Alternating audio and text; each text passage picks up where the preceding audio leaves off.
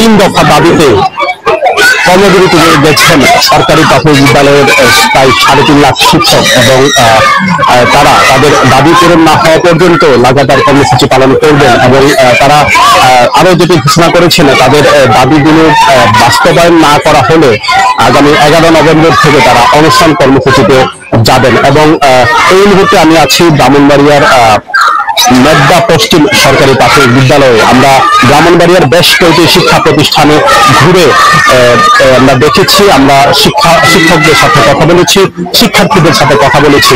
শিক্ষকরা আমাদেরকে যেটি জানিয়েছেন তাদের যে 3 দফা দাবি রয়েছে, তাদেরকে 10ম গ্রেডে উন্নীতকরণের দাবি, পাশাপাশি তাদের বেতন এবং পে স্কেল নিয়ে তাদের 3 দফা দাবি রয়েছে এবং সে সকল দাবি বাস্তবায়ন করার দাবিতে তারা সরকারের কাছে দীর্ঘদিন যাবৎ আবেদন জানিয়ে আসছেন। কিন্তু সরকারের পক্ষ থেকে এই বছরের 11 নভেম্বরের মধ্যে দাবি বাস্তব মেনে নেওয়ার আশ্বাস দেওয়া হলেও এখন পর্যন্ত সেই দাবিগুলো বাস্তবায়ন না করার কারণে তারা দ্বিতীয়বারের মতো এই কর্মসূচি পালন করছেন।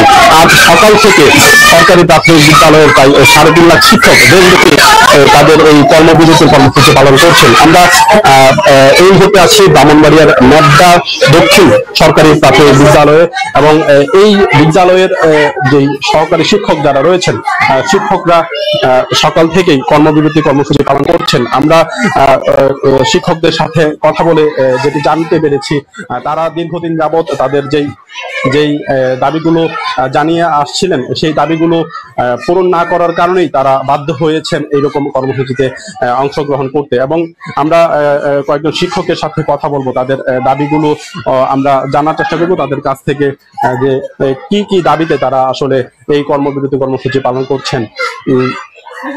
আমরা একজন শিক্ষকের সাথে কথা বলবো।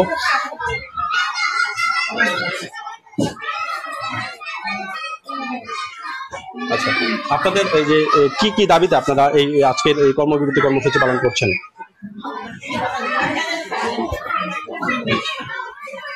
আমাদের 10ম গ্রেডের দাবি, আর হচ্ছে 10 বছর ও 16 বছর পূর্তিতে উচ্চতর গ্রেড, আর হচ্ছে আরেকটা দাবি হচ্ছে প্রধান শিক্ষক পদে পদোন্নতির জন্য।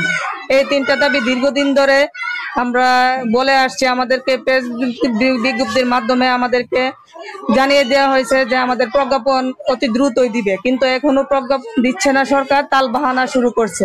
আমরা চাই 11তম গ্রেড দিলে আমরা আবার পরবর্তীতে ক্লাসে ফিরে যাব। এখন সামনে বার্ষিক পরীক্ষা, আমরা চাই না বাচ্চাদের ক্ষতি হোক। আমাদেরকে 11তম গ্রেড দিয়ে দিলে আমরা আমাদের বাচ্চাদেরকে নিয়ে ক্লাসে সামনে বার্ষিক পরীক্ষায় অংশগ্রহণ করাবো।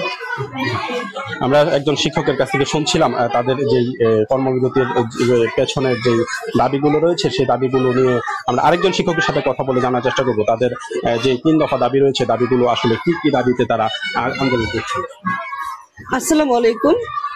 আসলে আমরা যে দাবিগুলো নিয়ে আন্দোলন করছি ইতিমধ্যে সারা বাংলাদেশের সকলে জানে, এবং গত 8 নভেম্বর যে ঘটনাটা ঘটছে ওখানে শতাধিক শিক্ষক আহত হয়েছে, এবং এই আহতের সুবাদে একজন শিক্ষক আমাদের বোন এই আহত অবস্থায় সে হসপিটালে কাতরাচ্ছিল আইসিইউতে।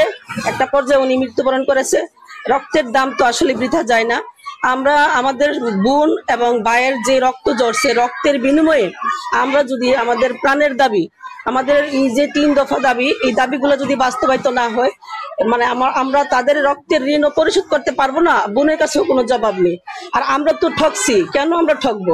আমরা এখানে সকল শিক্ষকই এমন না যে এইচএসসির কথা বলে আমাদেরকে যে তকমাগুলি দেওয়া হয়, আমি বলবো, বিনয়ের সহিত বলবো, ঊর্ধ্বতন কর্তৃপক্ষ যারা আছে তারা রীতিমতো এই এসএসসি এবং এইচএসসি পাস শিক্ষকদের কাছে পড়াশোনা করেই আজকে তারা রাষ্ট্রের উচ্চ পদে আসীন হয়েছে।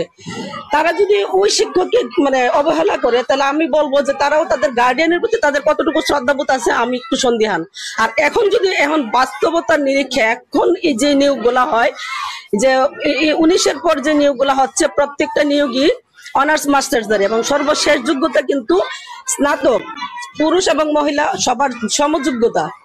স্নাতক এবং স্নাতক সম্মান দাঁড়িয়ে শিক্ষকদেরকে বঞ্চিত করে 11তম গ্রেড দিতে যদি তালবাহানা হয়, যেটা আশ্বস্ত করে আমাদেরকে সেই আন্দোলনের মাঠ থেকে মানে উঠিয়ে দেওয়া হয়েছে, আমরা শিক্ষক কেন লাঞ্ছিত হব, কেন রাজপথে নামবো?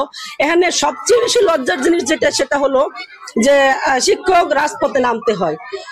আমরা মনে হয় সবচেয়ে মানে পৃথিবীর দুর্ভাগ্যজনক জাতি, যে জাতির শিক্ষকদের সম্মান নাই, অধিকার আদায়ের জন্য, বেতন গ্রেড বাড়ানোর জন্য প্রাণের দাবি নিয়ে রক্ত জড়াতে হয়, গ্রেনেড সাউন্ডের আঘাতে আহত হতে হয়, হসপিটালে কাতরিয়ে মৃত্যুবরণ করতে হয়। এর চেয়ে চরম লজ্জা আমার মনে হয় আর অন্য বিশ্বের আর কোনো দেশে আছে কিনা সন্দেহ।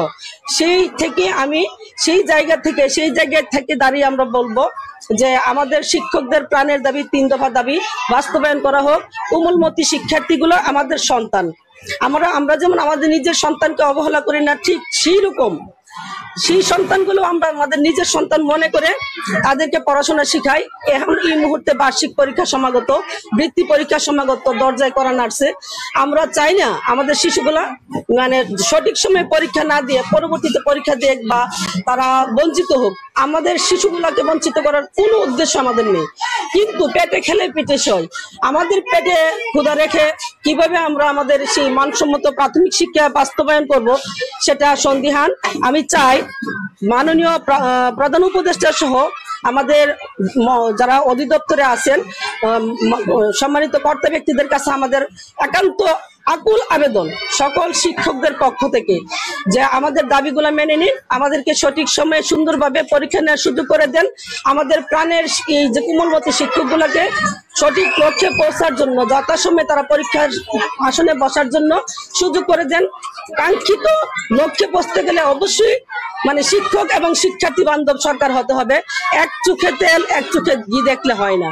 আমি চাই আর মানে কথা দীর্ঘায়িত করব না, শুধু একটাই মানে কথা যে আমাদের শিশুদেরকে জিম্মি রেখে আমরা যে মাঠে আছি এবং ঘরে বসে আছি, যে আমরা ক্লাস করাচ্ছি না, আমাদের ঠিকই ভিতরে রক্তহরণ হচ্ছে। আমাদের শিশুগুলো কেন বঞ্চিত হবে? তবে আমাদের জন্য কেন রক্তহরণ হয় না?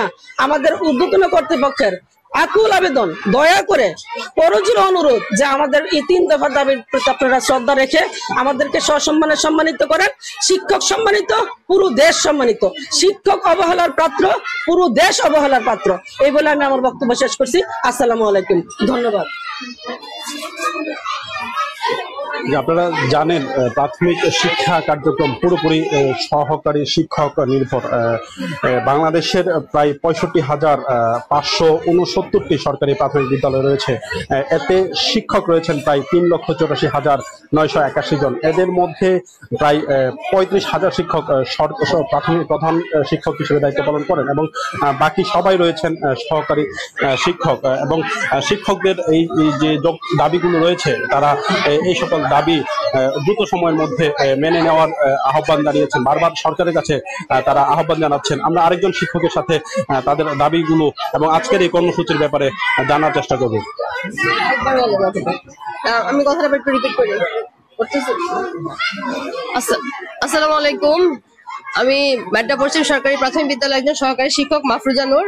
আমি আমাদের এই দাবির সঙ্গে সর্বাত্মক একাত্মতা ঘোষণা করছি।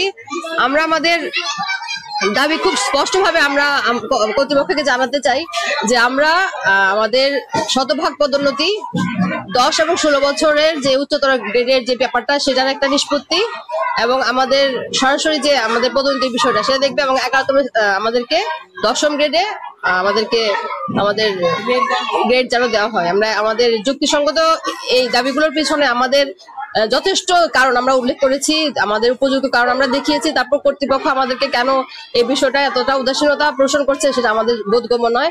আমাদের ব্যাপারে বলা হয় যে আমাদের এখানে এসএসসি এবং এইচএসসি পাস শিক্ষক রয়েছে। আমি বিনয়ের সঙ্গে আপনাদেরকে বলতে চাই, এখন যদি আপনারা জরিপ করে দেখেন, আমাদের এখানে অনার্স মাস্টার্স শিক্ষকের সংখ্যা সবচাইতে বেশি এবং অসম্ভব মানে অসাধারণ যোগ্যতা নিয়ে তারা তাদের কাজগুলো করে যাচ্ছে।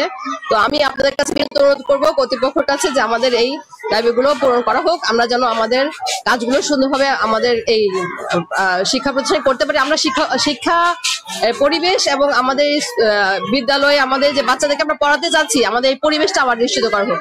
আমরা পড়ানোর জন্য এই পেশায় মহান পেশায় এসেছি, আমরা পড়াবো, কিন্তু আমাদের প্রতি যেন যথাযথ সম্মানটা আপনারা দেন, এটা আমার বিনোদ অনুরোধ। ধন্যবাদ সবাই।